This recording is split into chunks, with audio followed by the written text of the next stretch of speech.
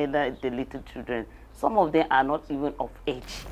But because of the situation, the parent has to allow them to go and look for this water, which is very tedious for them, looking at their age, and then also it will also affect their education. Some of them will not bring the water in time when they're supposed to go to school. Welcome to the second of these 3 episode IWMI Water and Conflict podcast series, where we've been discussing on the vulnerabilities of water systems in fragile and conflict-affected communities in Nigeria, with a focus on 3 local government areas in Nigeria's northeastern state of Adamawa: Dumazebu in Guyuk local government, Makohi in Yola South local government, and Sangere in Gire local government. The International Water Management Institute, IWMI, in collaboration with the World Food Programme, WFP, and NORAD, the Norwegian Agency for Development Cooperation, has been conducting a study in these 3 communities on the challenges people who have been affected by conflict are going through regarding access to water. My name is Christine Akume David.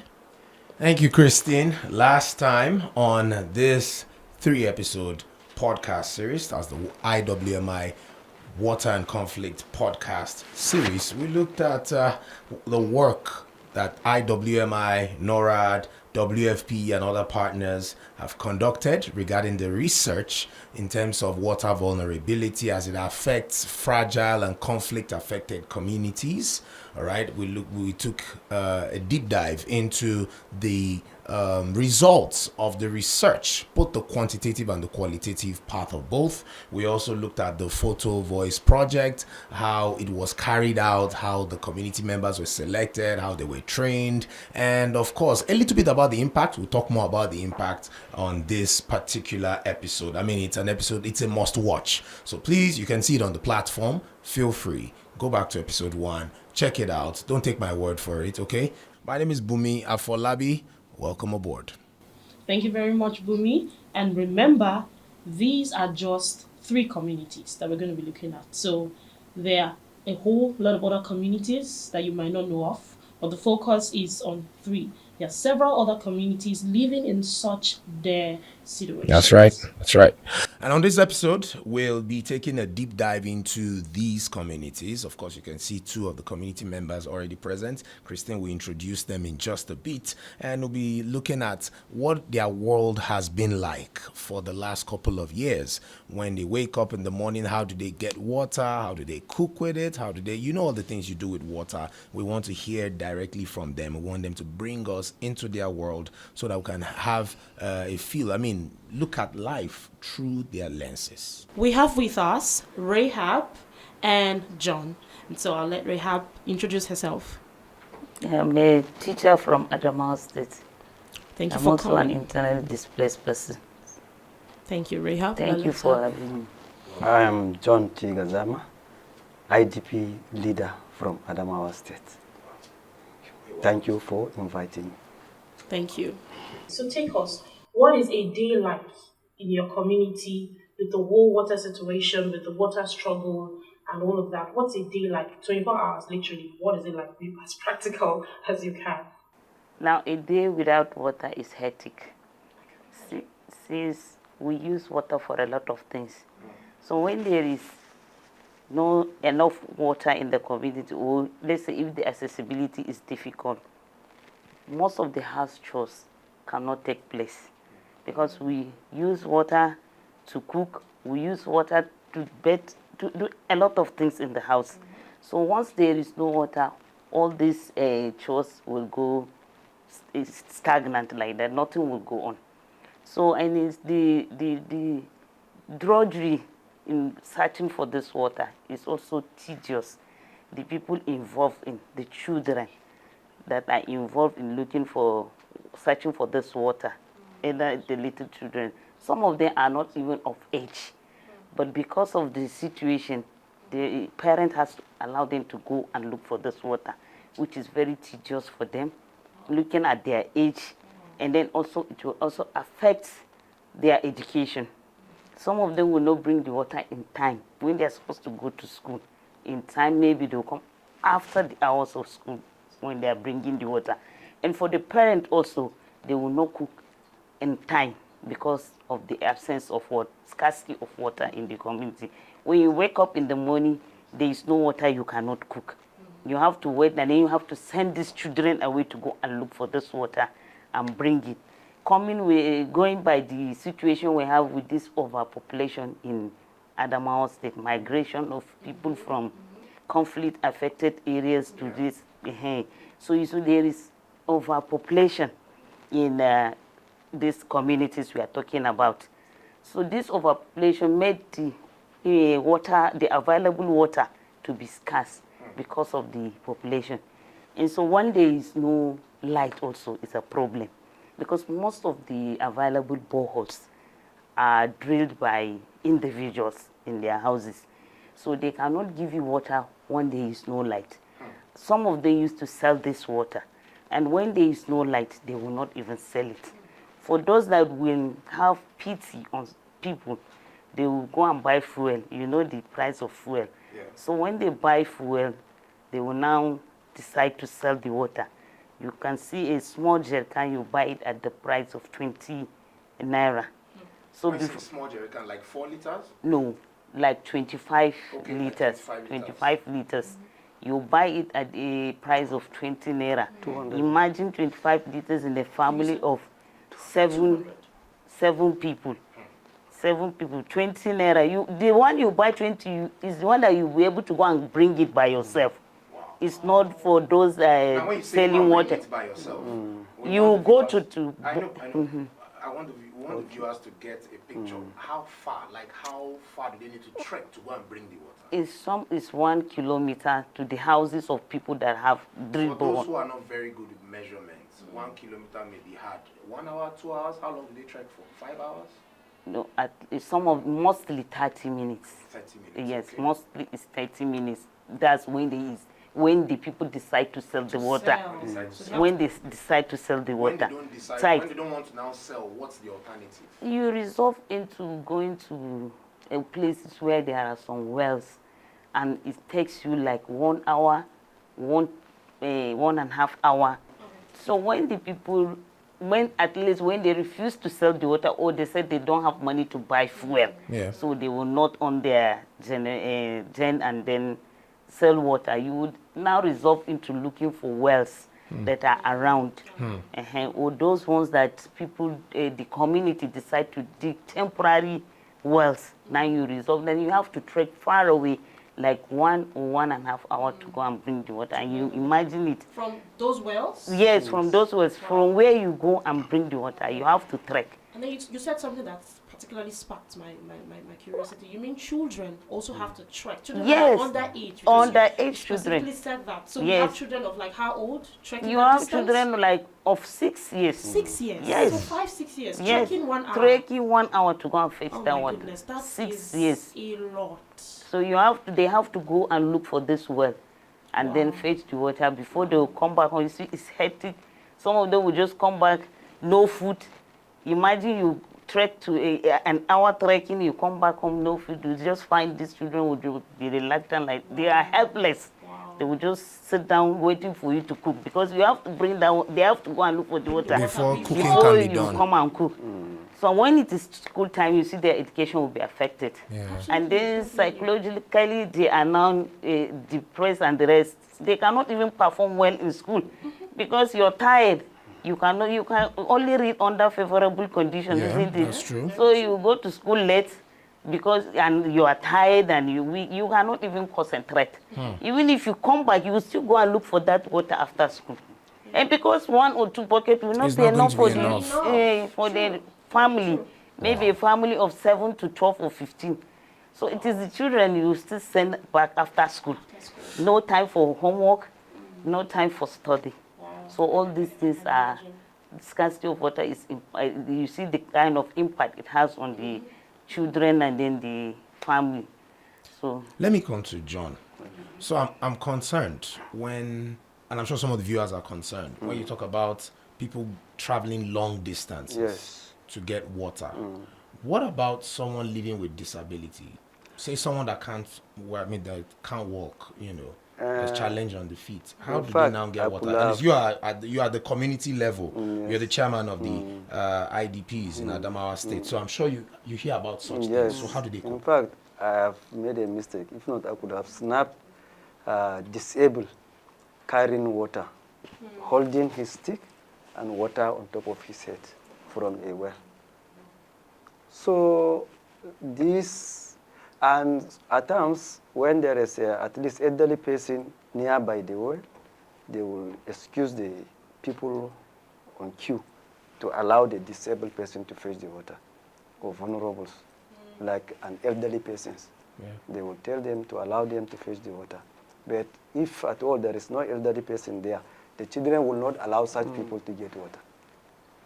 Yes, she will stay there like that and come back. At times they have to wait for the water to gather for those who are going to the streams to fetch water. It's not available always. If you didn't go on time, you won't get it. You have to wait till the water gathered before fetching again. And you have to trek about, as said by my colleague, 1.5 hours to 2 hours. If you go there, you will still meet a queue. Some people will wake up around 2 a.m., some 4 a.m. to go there and wait.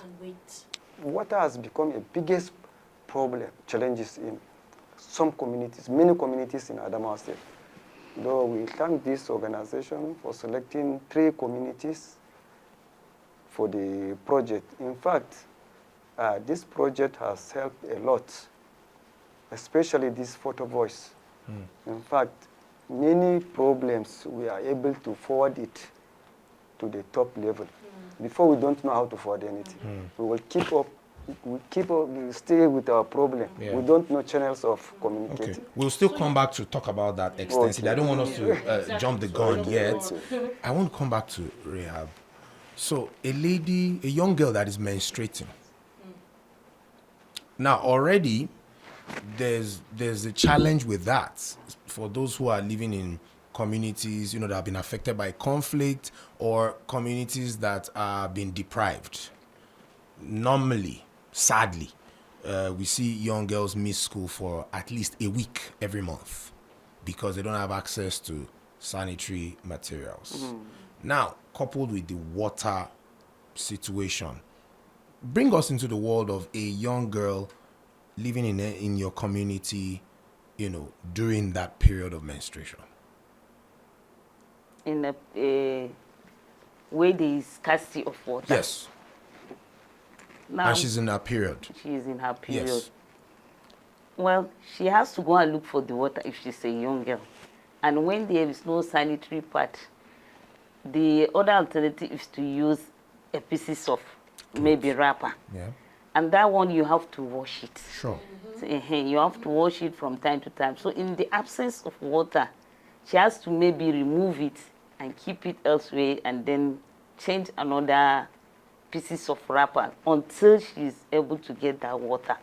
Then she will bring it out and wash it. So it's not hygienic at all. At that time, because you see, even if you are using a sanitary pad, at times if you do not remove it in time, the thing will, you will not feel comfortable. You will not So feel. I'm sure that this automatically affects her education. Yes. Because during this period, are they able to go to school? Yes. In that situation, are girls of that age, during their period, can they go to school? They cannot go to school because she cannot go under that condition when she did not even wash or change the pieces of this thing. So she has to go and look for water, which will also affect her education. Exactly. Because Yes. of the time and all that.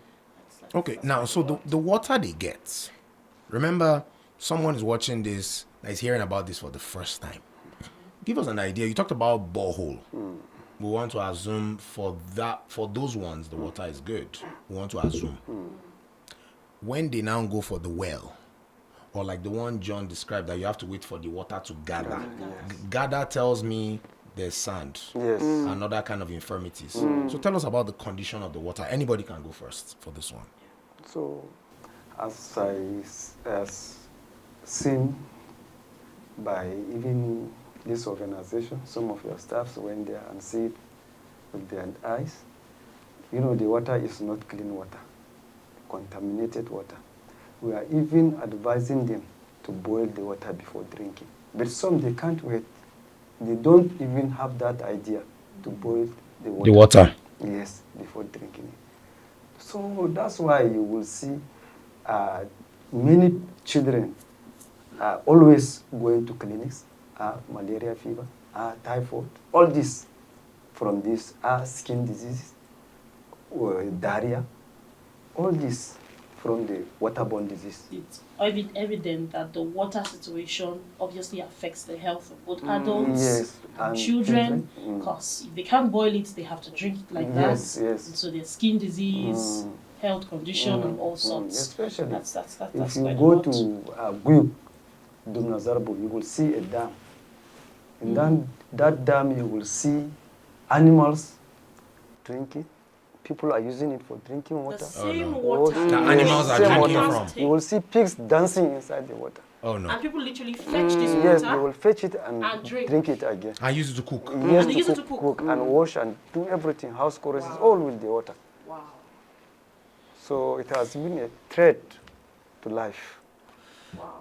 So now with the insurgency, you know, because that's what led to the displacement of people from their original communities. How long would you say people have had to survive with this kind of condition, or in this kind of condition? For how long? Because I mean, the timeline is kind of sketchy now. I think the whole insurgency thing became very dominant at about 2013, 2014, thereabouts. But again, it depends on the part of the country. I may just be talking about another part of the country. So tell us. People have been That's living- why you will see a person of at the age of 30, if he's from such community, you will see him as he is up to 60 years old. Yes, because of the suffering. Because one, he cannot get a clean water or potable water to take it. And before getting the water, he have to trek at least not less than an hour or 2 hours. And also it affects economy, that such businesses. You know, some business has to go with water. Without water, you can't do it. So in the village or in such community, it's not easy for a man to get out to at least solve his problem or needs because of water scarcity. Okay, so that even brings me to the role of the whole gender balance thing. So it's just that women mostly do these water fetching activities, because he just mentioned it's not easy for a man and all of that. So does it mean that it's even mostly the women affected, or is balance really? I want to hear from you. Mostly women, Mostly because Mostly in the women. part where we came from, Mostly. they usually say that men are not included in house chores. Wonderful. So it's only women. So once there is no water, mostly it's the woman and her children. So you sort it out, the men. Yes. That's quite an interesting one. Well, we'll move on, because this is So like for a how many whole- years now has this been going on? I mean, the For 10 water. For 10 years. For 10 years. 10 years. Yes, sir.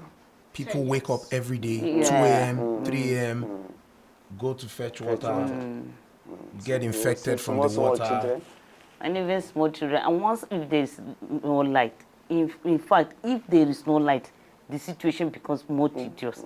Because there was a situation, there was a episode when a child was trying to cross road to go and look for water, and he was hit by a Oh, motor vehicle, and that he gave up the ghost. oh my goodness. So once there is no light, the problem becomes more tedious. This is sad, really, and it's quite a lot. So if I'm getting emotional, I wonder how you watch it, how you're feeling. But then we would move on.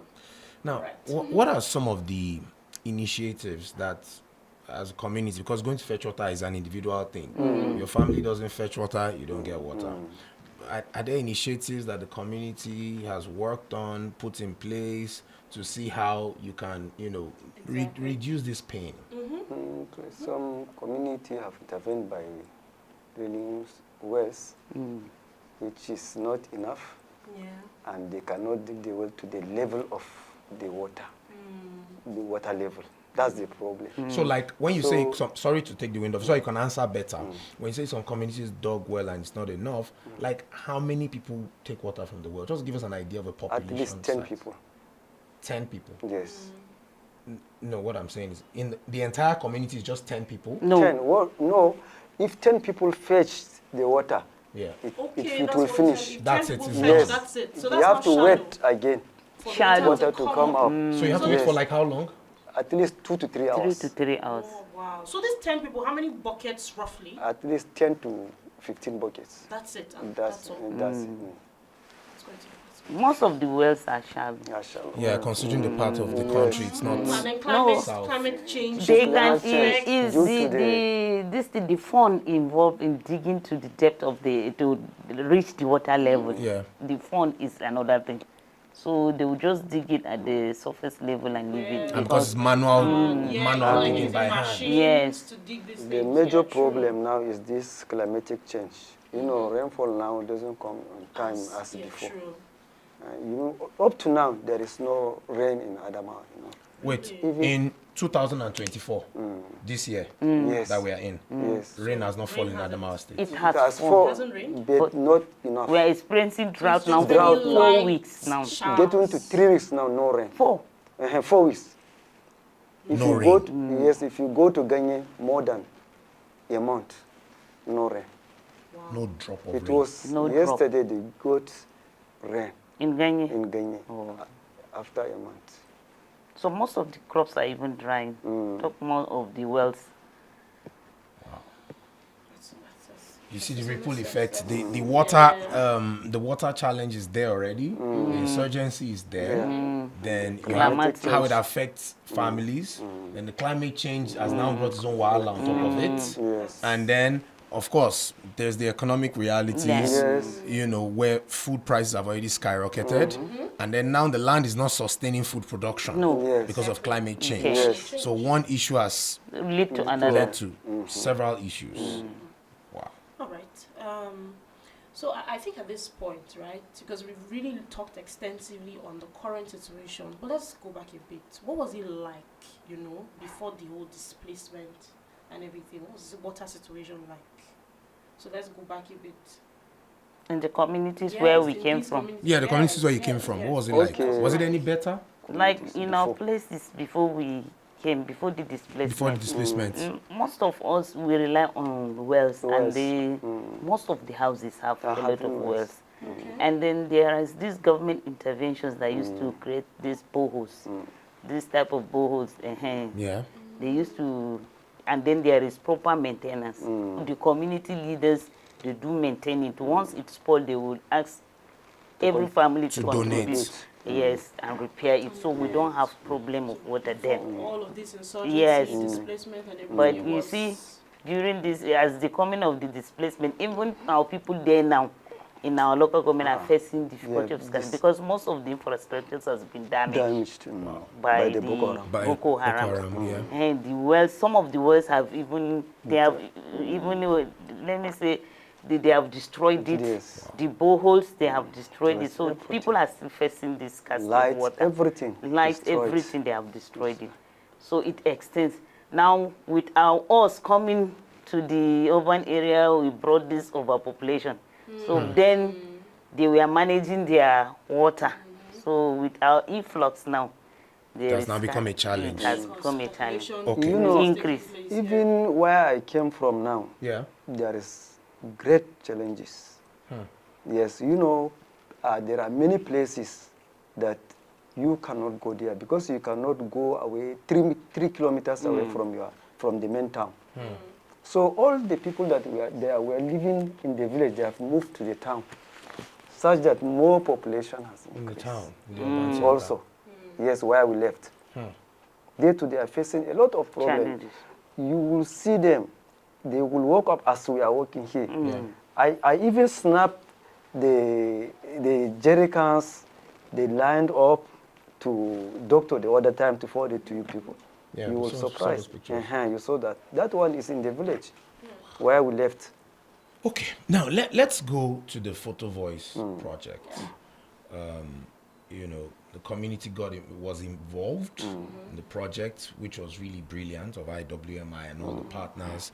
NORAD and NORAD funded the project. WFP is also involved. So tell us, what has the impact of the Photo Voice project been like for you, I mean, as a community member and for other community members? Photo Voice. Before, when you people started this project, I said, these people are wasting their money. Instead of giving this money, they will just buy photo, I'll send this. What is the importance? What's the importance of this? I said this. So, as time goes on, when you people are telling us or teaching us the importance of the Photo Voice, okay, I think back, I said, there is something there. So when I received many complaints from my communities and camps that they are facing a lot of problem of hunger, lack of water, and so on and so forth, I forwarded to organizations. And in fact, it helped a lot. It has even helped save life, because the community that benefited from this, from what I've sent, about 3 people died of hunger. No food, nothing to eat for at least some 7 days. They didn't eat. 7 days? Yes. No food. No food. I mean, if you go without water, They will only drink water. 7 And days. 5 or 6 days thereabouts without and water. the water is not clean water. They will Make it just worse. drink water and it's not clean, which means they are taking disease again upon the hunger. So when I sent this, they responded and said from which place. I told them. You sent it to where? Eh? You sent the pictures to where? To Development. Development organizations, Yes. okay. They said from which community is that? Is this? I told them the community. So they said, do you want to see me? So I went there and explained. I even carried one to them as an example. So immediately they sent 100,000. And this organization, they are in Lagos, from Lagos. I was in Adamawa. The power of media. I sent Yeah. So I told them, as they saw the woman, the girl, the lady, this condition, they sent 100,000. So I told them she's not the only one. We have many, even more than this. We have many. They said, what can we do for you now? I say food. If you can provide food for them, it's okay. So they even asked me, are we going to buy maize for you or gari? I say any. Anyone? Any. A beggar has no choice. Any that we can eat and sustain life. So they say, okay, we are going to buy gari for you people. Because if you buy gari, you will not look for money to go and grind again. Yeah. So there is It's less already expensive. You finished. can even Eat it directly. eat it gari directly. So it's what they told us. I said is agreed. So there they provide that 90 bags of gari to the 90? community. In fact, there is one woman that fainted when she saw a bag of gari. Oh my God. Because of excitement. Yeah, excitement. She faint. I hope Yes, they put some of the gari in her mouth to revive her, right? Put some water. And put some water to go with the gari. Yes. Like, really mix it No, well. she was so happy, so Happy. excited That is that so... she, on her own, she has a bag Of of gari. Gary, which is It's amazing. 60,000 now.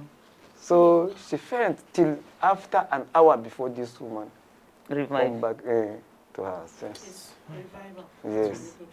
So, in fact, this photo voice has helped us a lot, has even saved life.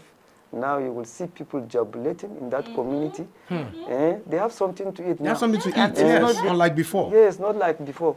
So, in fact, photo voice, in fact, is biggest. It's the biggest project so far to me, as I've seen the impact of the Program. project. Considering On the the fact ground. that at the beginning you felt very skeptical. Yes, about yes, it, in like, fact. what exactly are Like, what is what they're are wasting we their doing? money. But that's Yes. the power of It's educating what the- people and actually teaching them, making them understand how Yes, yes. important these things I are. And was then, you saying. know, the project Photo Voice. So your voice is heard through photography. Yes. Okay, well, a lot has been said regarding the issues in the community regarding water, how long it takes to get the water, the quality of the water, susceptibility of little ones, that's children, pregnant women, people living with disabilities, aged population, we call them senior citizens, and all of that, and as well as the success stories, some of the success stories that have already emanated from the Photo Voice project. Again, at this point, I think we need to thank both of you for making it here, bringing us into your world, making us understand what the plight the people in these fragile communities go through in terms of water, and we can only hope for the best going forward. Yes. And then, of course, for the viewers, this is episode 2. There was an episode 1. There is an episode 3, of course, so check it out. They're all on the platform. Please feel free to check them out, watch them, share them, comment on them, and of course, lend your voice regarding the water situation in fragile and conflict-affected communities in Nigeria, such as the communities which Rahab and John are from. And don't forget to use the hashtag FCAC Water Stories. Absolutely. Hashtag FCAC Water Stories or IWMI Water Stories. IWMI Water Stories. Feel free to interact with the platform, interact with the content, and of course share it. Thank you very much, Bunmi. So please follow, use the hashtags, very important. It's been a very, very interesting, emotional, and what other word could I use? Bunmi? Impactful, yeah, absolutely. Impactful episode 2, really. It's been so wonderful. Thank you very much. Thank you for being with us. Thank you for sharing your stories. Thank you for speaking from the heart and letting the viewers and us, understand really what is going on, how long you've been experiencing this, and how the Photo Voice project has been of a great impact, to the situation in these communities. Thank you very much. On the next episode of this podcast series, we're going to be speaking with one community member and Adebayo, and they'll be sharing much more insight on the issues these communities are going through. Catch you on the next one. Thank you. Yeah.